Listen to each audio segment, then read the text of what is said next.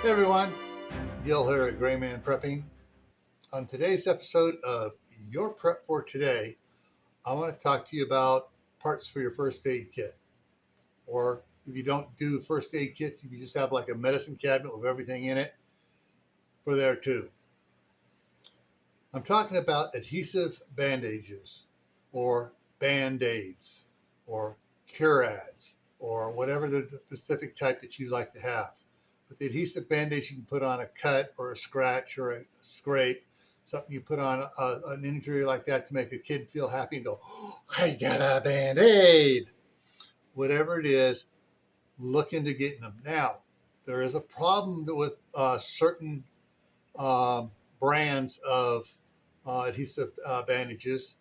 Some of them, the adhesive dries out in a year or so. So if you have a first aid kit and you don't use the bandages for a year or so, you go to use it and it opens up and it's like it doesn't stick.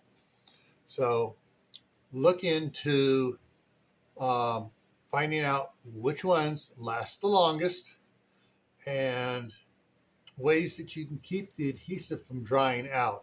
So some people take and put it in a Ziploc bag.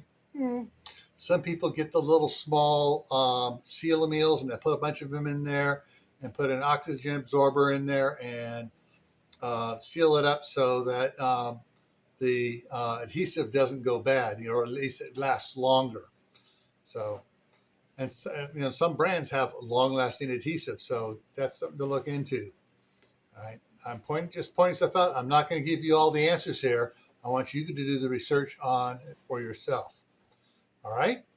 So stay happy no matter what life throws at you. Stay safe. Don't go out and do anything foolish.